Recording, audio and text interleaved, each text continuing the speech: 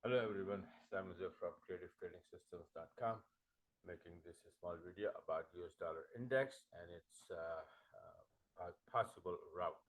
So let's get it started. I'm just going to show you a few old charts, how I'm tracking this thing. This is the chart I made on the 21st Feb 2021, February 2021. And this is a USD monthly chart showing that we're going to be bouncing from here and then go up because the trend is powerfully to the upside. This could be wave A, and then we go for wave B. It was come down for wave C, whatever. But from here, 88.80, we're supposed to go up. What happened to this chart is after that we went up all the way to the extension of 127 of this drop.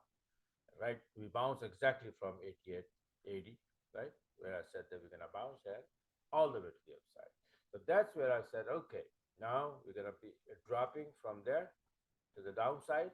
Monthly chart showing that we're gonna drop, and also my weekly chart I made, the same time. Um, maybe no, a little bit different. The dates are different. Here, yeah, the same day, 15th October, showing that the monthly chart and the weekly chart version that is gonna drop from here, right? So what happened? It dropped all the way to this area where I made on the 2nd December that this is a monthly chart, that a little bit more room to go to the downside for 1026, and then you're gonna bounce. See this yellow mark here? That's what I'm pointing towards. That's gonna drop to this support and then bounce. And at the same time, I think I made this weekly chart as well.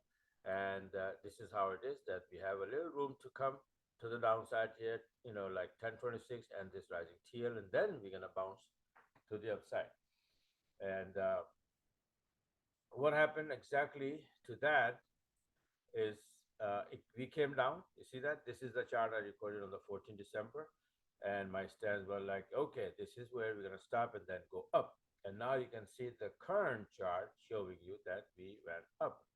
Not only the weekly chart, and then with the monthly chart, you can see that we very nicely bouncing. My target is this now, right? If we go into the upside, and why are we supposed to go to the upside, I'll explain a little bit. But yeah, we are going 1753 is probably the target to the upside. Weekly chart is powerfully going to the upside, and the reason that I suppose that that this thing is going to go up now, because this is a weekly chart, right? So you can't see the internal wave count or Elliott wave count, for example, patterns or all that. We're supposed to see the smaller time frame. Like, for example, 4-hour chart, I have this. So the draw from the top is like this. It came down as a wave one, two, or A or B, and this thing came out like this. One, two, three, four, and this got very nasty. One, two, three, four, five, and then the correction looks like that is going to be finishing around 1026. But what the heck is that? This is called ending diagonal, and it looks like this. All right, it's all over the internet as well. This is the diagram that I made, but you can also see this ending diagonal in Elliott wave on the internet. You will see a lot of images, right? So this is how it unfolds. One, two, three, four, and wave five turns into like this. Five waves, one, two, three, four, five. It's like a triangle, but descending, very much descending and contracting. So usually the triangles are like flat, so the sideway, right? Contracting or expanding, but this is all the way down. That's why we call it diagonal, but it has five legs. Notice that this is exactly what it is doing. One, two, three, four, five, and then start to rise. If this is wave three, we go in for wave four in ABC fashion, like this. If let's say one, two, three, and then A, B, C, wave four to the area in the last wave four, and then we're gonna drop for wave five, an extension to this wave four, maybe around 127 or 161%, depending on if we have what kind of support resistance or what area we have it, right? So it's going to go for 127 or 161 extension. Those are the two most common. 90% of the time, price goes there. Now, if it is, let's say, for where the heck is that? 4-hour chart, 4-hour chart. Okay. If this is three, we're going to go A, B, C, wave four, and then five. If it is correction, and this is wave C, then we're going to go one, and then 2, maybe around 61% of that, and then C, I mean 3, 4, 5 to the upside. So both scenarios are intact, but for both scenarios, we need to go a little bit more for wave 1 or A of 4, right? So either it's going to be wave 1 or wave A of 4. Either way, we have to go to the upside. So this is how it is going to the upside, and my 40-minute chart is already turning bullish. So it is bullish now. See, this is bearish when it is, yellow is below the black, and then this thing goes in and comes out, it becomes bearish. Below the red line is bearish. So now we are already above the red line, and then yellow is above the black. We are bullish, and we're going to the upside. So we're going to go to the upside. USD will be getting strong. Okay. So this is the chart, the current chart. If USD goes into this area for wave 4, USD will be getting strong. And if that happens, then what happened? EU, GU, AU, NU. They will go down. USD, pound USD, blah, blah, blah. All right. And these, and USD-CAD, USD yen, and USD franc will go up. Right.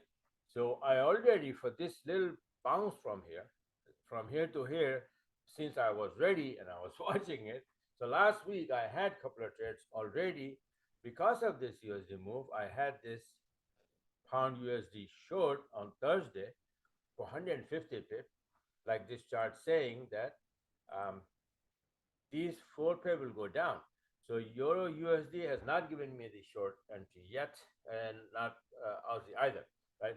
But NUSI USD, I don't even trade that.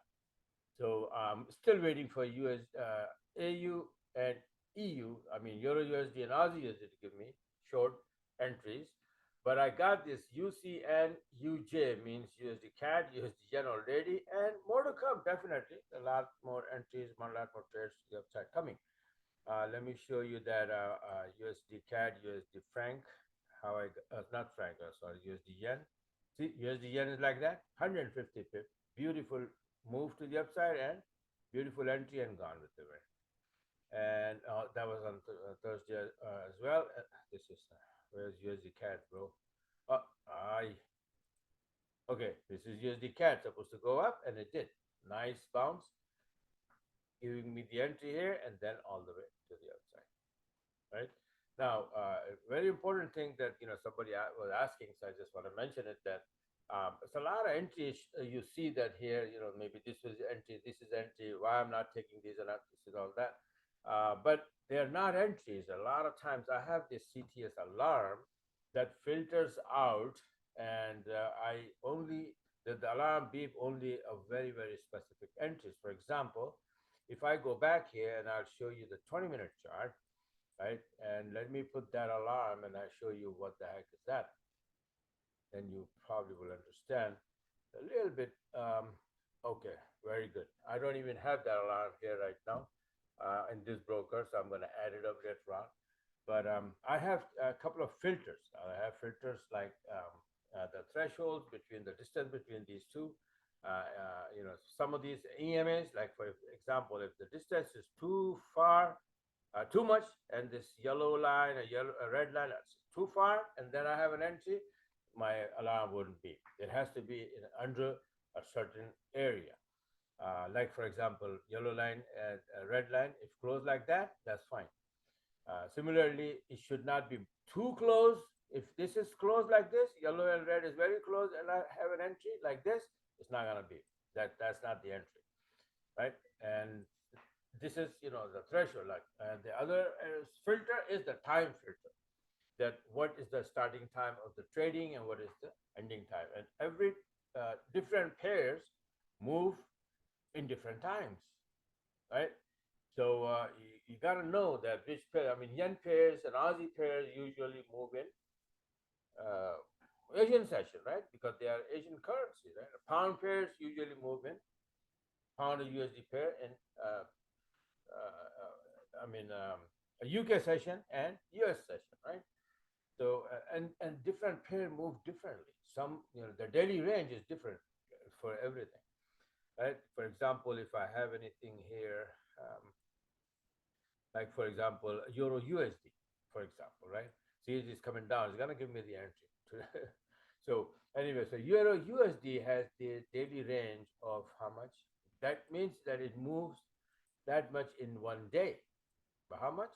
It's 122 from top to bottom every single day in 24 hours. It moves 122 pip, right? So you cannot expect to have 150 pip trade. You understand? But if you look at the pound USD, that daily range is much higher in this pair. This moves 199 pips. See, from 122 to 199 average 60-day range. 60-day average is 200 pips. And previous day means Thursday or Friday, it moved 270 pips, right? Big mover. So that's what it depends. Like that's how I had a 150 pip trade the other day because this thing moves a lot and it moves in a certain time. So you got to know. So my filter, I mean, this the older version is there, and I can show you that. See, that's fine. See, this is so that you can select long, short. The alarm should be followed through. That this is the distance between. The new one has two distances and two time frames as well. So they filter out all the entries for me, right? If it's not the correct time, the alarm's not gonna beep, even though that's the setup is there. No, that's bad. You cannot trade this market 24 hours. No, you're gonna lose. You have to be watching for the news, and then it's a lot of other factors, right? So that's what I teach in my webinars, and then this is what my system is. So if you like what you saw, you want to be a part of it, you want to get the system or learn more. See, this is the Elliott wave count in my 80-minute chart. One, two. This whole thing is three, and then now it's gonna go up for wave four. So I have different time frames set up with these Renko bars, right? So this is how it is. All right, so I'm just gonna close it now and be ready. And this USD, where the heck it go?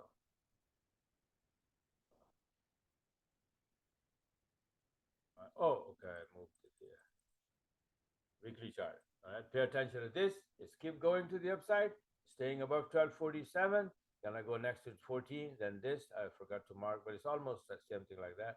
And then eventually it's gonna come down for B and then go up for B. So as it moves up and down, these pair will move up and down and make waves.